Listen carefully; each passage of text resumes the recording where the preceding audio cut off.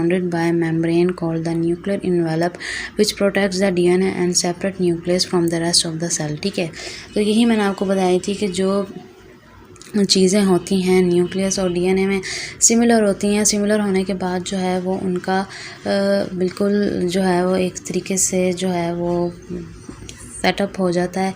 ठीक है, इन्वेलप के थ्रू वो जो है वो सेपरेट कर देते हैं न्यूक्लियस अपने डीएनए की जो उसके पास जेनेटिक्स की होती हैं, कह लो कि उसके पास जो भी जेनेटिक्स इन्फो होती है वो चेंज कर देता है। जब प्रोडक्शन होती है देन न्यूक्लियस से ही फदर सेल बन जाते हैं। ठीक है, अब आती है plasma membrane. The plasma membrane is outer lining of the cell, it separate the cell from its environment and allow material to enter and leave the cell.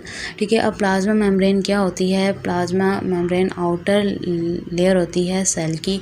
ठीक है, आपको मैंने बताया सेल है। ठीक है, सेल एक चीज़ से नहीं बनी हुई, सेल डिफरेंट सेल एक यूनिट है और इसमें डिफरेंट जो है वो आपको बाउंड्रीज़ मिलेंगी, लाइंस मिलेंगी। ठीक है, तो अब इसमें क्या है, इसमें ये जो प्लाज्मा है मैंने आपको बताया था कि गूगली अपैरेट्स का काम होता है कि वो जो है वो हमारे न्यूट्रिएंट्स वगैरह जो भी वो सेल एब्जॉर्ब करती है उसको लेके जाए। वो जो जहाँ से वो लेके जाती है वो उधर एक प्लाज्मा मेम्ब्रेन होती है। ठीक है, जो कि एक आउटर लेयर होती है। फॉर एग्जांपल एक रूम है, उसका जो डोर है वो उसकी आउटर लेयर है, मतलब बाहर जाने का रास्ता है, तो वो प्लाज्मा मेम्ब्रेन है। ठीक है, अब ज़्यादा क्लियर हो गया होगा। ठीक है, plasma membrane allow environment allow material to leave the cell और एंटर द सेल। ठीक है, तो ये एक लेयर होती है जो कि एंटर करती है, जैसे कि रूम का जो लेयर है वो डोर है। ठीक है, रिबोसोम्स क्या होते हैं? Ribosomes are the organelles that process the cell genetic instruction to create proteins.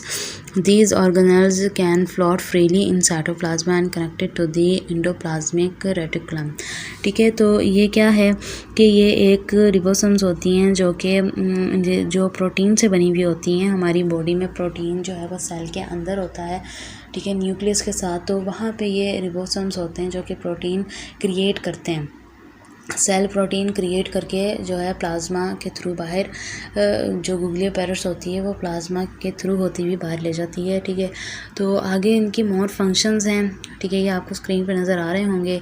ठीक है, अब आपको सेल का बता दिया है। डीएनए हमारा होता है न्यूक्लियस के अंदर। ठीक है, जो कि सारी इन्फॉर्मेशन रखता है जेनेटिक्स वगैरह की। जीन क्या होती है? जीन वो होती है जो कि करैक्टरिस्टिक्स होती हैं जो कि एक न्यूक्लियस एक सेल से ट्रांसफ़र होती हैं दूसरी सेल पे।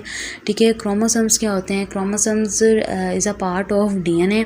ठीक है, डीएनए का पार्ट होता है। ठीक है, जिसमें सारी करैक्टरिस्टिक्स हमारी मौजूद होती हैं। ठीक है, तो क्रोमोसोम उसी को कहा जाता है। How many chromosome do people have? People के पास कितने क्रोमोसोम्स होते हैं?